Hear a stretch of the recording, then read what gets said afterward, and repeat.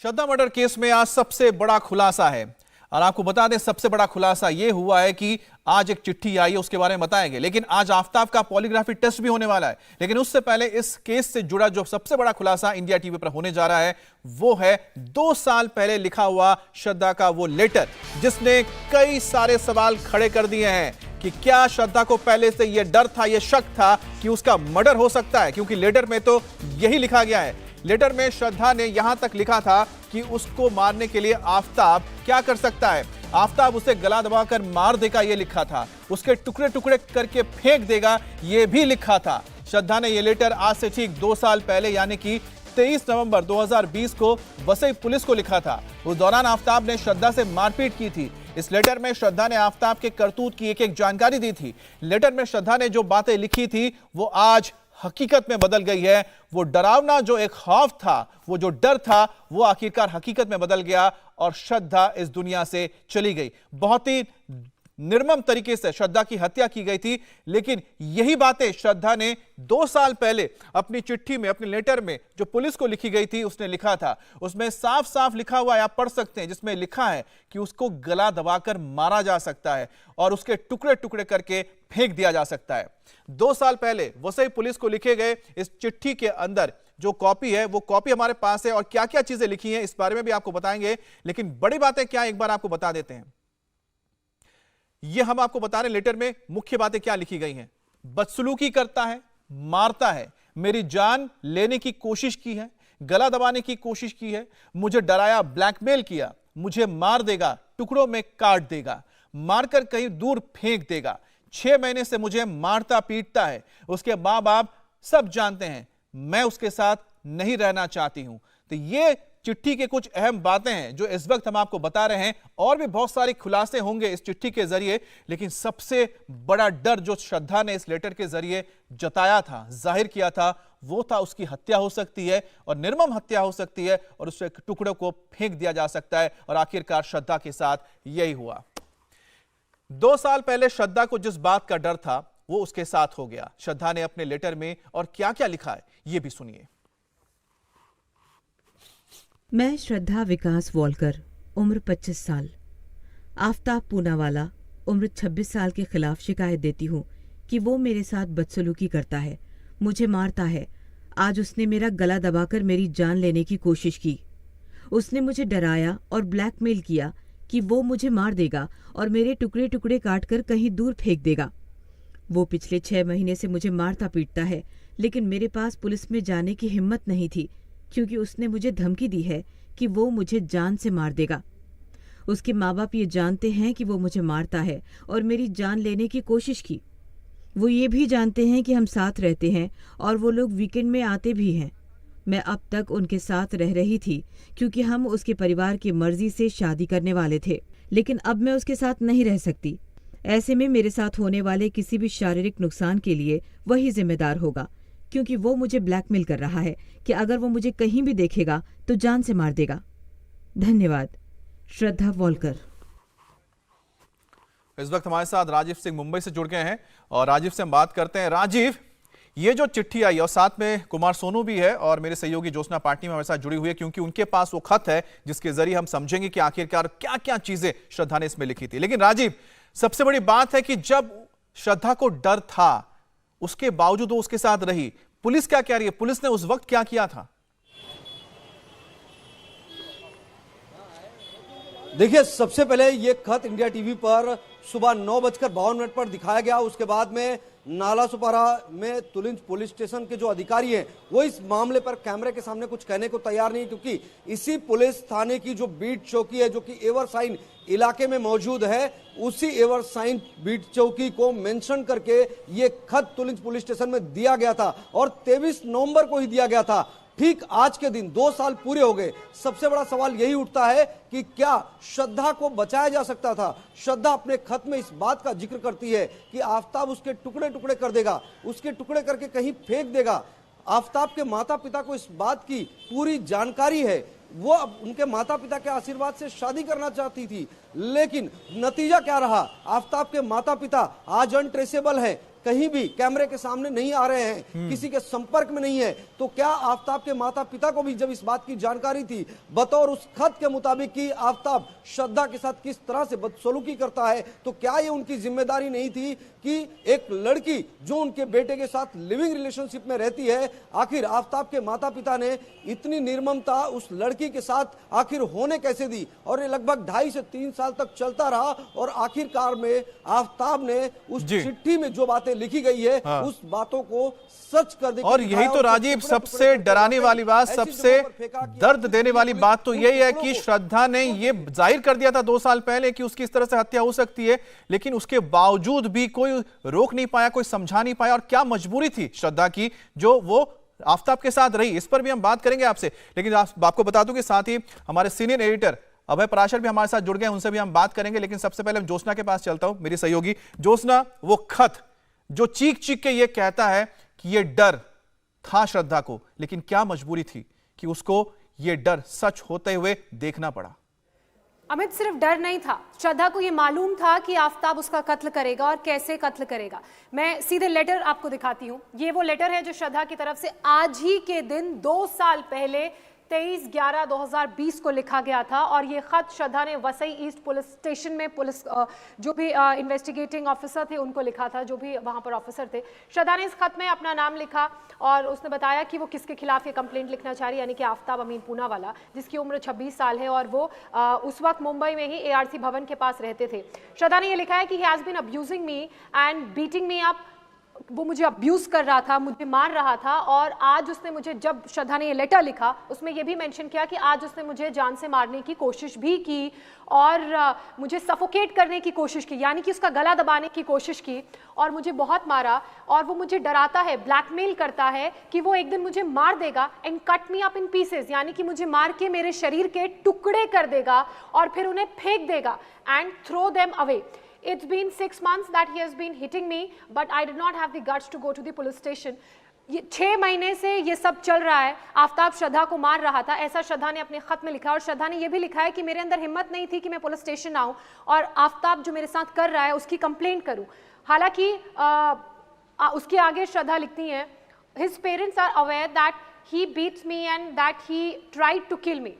श्रद्धा ने बहुत बड़ी बात यहां पर लिखी है। ना सिर्फ उसने ये बोला कि आफताब उसे मारता है, आफताब ने उसे 23 तारीख 2020 को नवंबर महीने में सफोकेट करने की कोशिश की थी, बल्कि आफताब के माता पिता को भी ये मालूम था कि आफताब और श्रद्धा मुंबई में ही लिव इन में साथ रहते हैं। आफताब ने श्रद्धा से शादी की बात भी कही थी और हर वीकेंड आफताब के माता पिता श्रद्धा से मिलने के लिए भी आते थे। और श्रद्धा ने अपने खत में ये भी लिखा है कि आफताब के माता पिता को ये मालूम था कि उनका बेटा हमें मारता है। I lived with him till date, यानी कि जिस दिन ये खत लिखा गया उस दिन तक श्रद्धा आफताब के साथ रह रही थी। We were supposed to get married anytime soon and had the blessings of his family. His का मतलब यहाँ आफताब से है, यानी कि आफताब के माँ बाप को ये मालूम था कि आफताब और श्रद्धा एक दूसरे से शादी करना चाहते हैं। कब, ये तारीख नहीं तय हुई थी। और ये भी इसमें लिखा गया है कि I am not willing to live with him and if any physical damage is caused to me should be considered coming from him as he has been blackmailing me to kill me or hurt me whenever he sees me anywhere.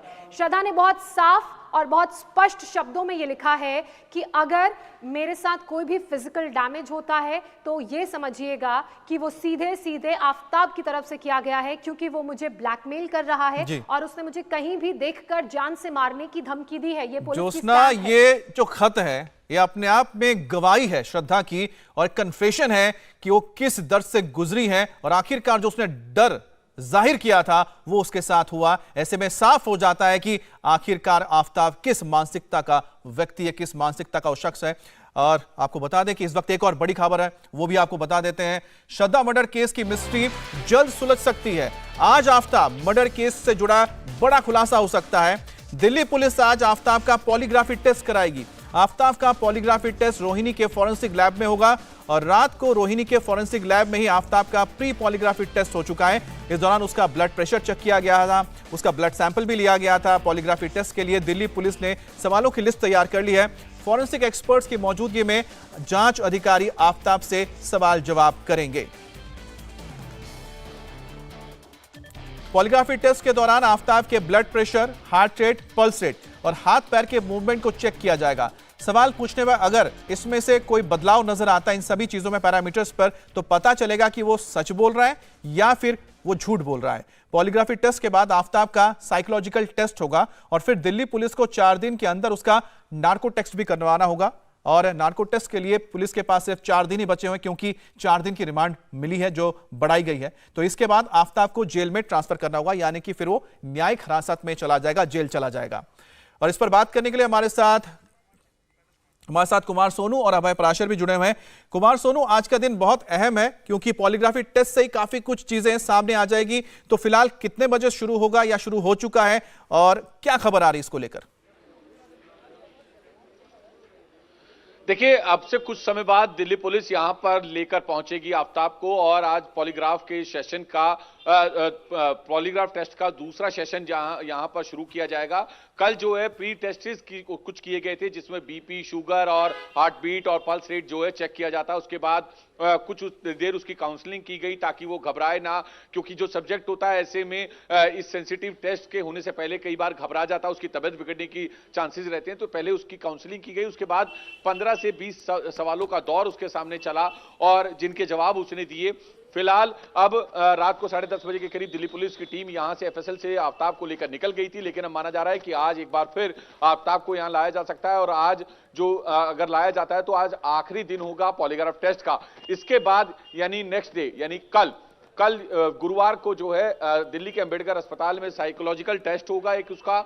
उसके बाद जो medical test हैं वो होंगे, उसकी report आएगी और उसके बाद जो एफएसएल की टीम है वो अंबेडकर अस्पताल के डॉक्टर से अपॉइंटमेंट लेगी ओटी के लिए, क्योंकि जब भी नार्को टेस्ट होता है तो वहां पर ओटी खाली होना जरूरी होता है, क्योंकि ओटी में ही नार्को टेस्ट किया जाता है। और ओटी में किए जाने का सबसे बड़ा कारण यह है कि एनेस्थीसिया जो है नार्को के दौरान सब्जेक्ट को दिया जाता है और ऐसे में अगर उसकी तबियत बिगड़ती है तो उसे तुरंत ओटी में इलाज मिल सके, जो जरूरी मेडिकल सुविधा है वो उसे मिल सके, इसलिए ओटी का होना बहुत जरूरी है। अगर ऐसे में अंबेडकर हॉस्पिटल के डॉक्टर्स ये कहते हैं या प्रशासन ये कहता है कि अभी ओटी खाली नहीं है, ओटी खाली होने में 2 या 3 दिन या कुछ दिन का समय लग सकता है, तो तब तक जो है दिल्ली पुलिस और एफएसएल की टीम उसका इंतजार भी कर सकती है और जब ओटी मिलेगा तो उसके बाद नार्को होगा। तो ये तमाम पूरी प्रक्रिया है। फिलहाल आज जो है दूसरा दिन होगा पॉलीग्राफ टेस्ट का। बिल्कुल, तो आप नजर बनाए रखें क्योंकि कुमार सोनू, आज जब पॉलीग्राफी टेस्ट होगा तो बहुत सारी ऐसी चीजें हैं जिसकी जवाब तलाश रही है पुलिस, उसको मिल सकती है। वैसे आपको बता दें, दिल्ली पुलिस की 14 टीमों की ओर से यह तफ्तीश की जा रही है पूरे मामले में।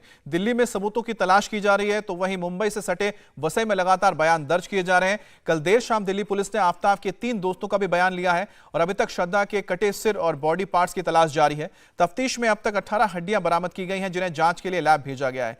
हत्या में इस्तेमाल चॉपर समेत आरी, मोबाइल फोन और कई अहम सबूतों की तलाश अभी भी पुलिस को है। अब श्रद्धा मर्डर केस में दिल्ली पुलिस लगातार गवाह भी दर्ज कर रही है और इसी कड़ी में श्रद्धा के एक्स मैनेजर करण को दिल्ली पुलिस ने बुलाया है। श्रद्धा आफताब के बीच मारपीट के अहम गवाह हैं करण, जिनका बयान पुलिस ने पहले ही दर्ज कर लिया था। वसई में उन्हें बुलाया गया था। ऐसे में जल्द ही दिल्ली आ सकते हैं करण, जो कि एक्स मैनेजर रहे हैं श्रद्धा के। हमारे साथ अभय हैं। अभय, जो गवाहियां ली जा रही हैं, जो गवाह दर्ज किए मतलब साथ में लाया जा रहा है उनको, जैसे कि एक्स मैनेजर को लाया जा रहा है, इसी तरह से अगर छोड़ दिया जाए पॉलीग्राफी टेस्ट, नार्को टेस्ट, इसके अलावा जो गवाह है वो इस केस में कितना महत्वपूर्ण रोल निभा सकते हैं इंसाफ दिलाने में श्रद्धा को? हाँ, देखिए, बिल्कुल एक काफ़ी इंपॉर्टेंट रोल है इन सभी गवाहों का, चाहे हम करण की बात करें जो कि पूर्व मैनेजर हैं या फिर श्रद्धा के और भी कई दोस्त हैं जिनसे श्रद्धा चैट किया करती थी, उन्हें बताया करती थी कि किस तरीके से आफताब श्रद्धा के ऊपर जुल्म कर रहा है। यही नहीं, साल 2020 में जब शिकायत दर्ज कराई थी तो दोस्तों ने भी काफ़ी सपोर्ट किया था, लेकिन फिर आफताब की धमकी की वजह से श्रद्धा ने अपनी शिकायत वापस ले ली थी। असल में मुंबई पुलिस के साथ मिलकर दिल्ली पुलिस जो सब तमाम दोस्तों के पूर्व मैनेजरों के जो बयान दर्ज कर रही है, उसकी वजह यही है ताकि कोर्ट के अंदर आफताब का कंडक्ट पास्ट में कैसा रहा है, क्योंकि श्रद्धा ने की जो कंप्लेंट कॉपी निकलकर सामने आई है साल 2020 में कि कितनी बुरी तरीके से न केवल उसे मारा पीटा करता था, मां बाप के ऊपर भी आरोप है और इस तरीके की बात है कि वो उसको काटकर फेंक देगा, इस तरह की बात साल 2020 में भी श्रद्धा ने अपनी शिकायत में कही थी। तो जो इसका कंडक्ट है वो कोर्ट के अंदर रखा जाएगा। जो पुरानी मेडिकल रिपोर्ट्स हैं उनको भी लगातार निकाला जा रहा है। ऐसी कुछ मेडिकल रिपोर्ट्स निकलकर भी सामने आई हैं। कोर्ट में यह बताया जाएगा कि असल में अब तक पुलिस के पास सर्कमस्टेंशियल एविडेंस के अलावा दिल्ली के अंदर कोई चश्मदीद नहीं है, और अभी तमाम जो एविडेंस कलेक्ट किए गए हैं उन्हें सीएफएसएल की लैब में भेजा गया है। उससे पुलिस को एस्टैब्लिश करने की जरूरत है, क्योंकि जो कत्ल है वो 6 महीने पहले हुआ है। इसी वजह से फॉरेंसिक सबूतों के साथ साथ जो तमाम दोस्त हैं, जो गवाह हैं, वो अगर अपने बयान देंगे, इन चैट्स को भी जांच के अंदर शामिल किया जा रहा है कि इसका कंडक्ट पहले से ऐसा था। ये नॉर्मल मारपीट नहीं करता था, बल्कि इस तरीके की मारपीट करता था जिससे श्रद्धा की जान भी जा सकती थी, और वही इसने अब किया है। बिल्कुल, तो एक सीक्वेंस में आपको हर एक चीज सामने आ जाएगी, पूरी की पूरी कहानी स्टैब्लिश हो जाएगी कि किस तरह से आफताब अब से नहीं, सालों से श्रद्धा के साथ इस तरह की हरकत करता हुआ आ रहा है। इंडिया टीवी हर वक्त हर जगह डाउनलोड करने के लिए सर्च करें India TV news Google play store या ऐप स्टोर पर।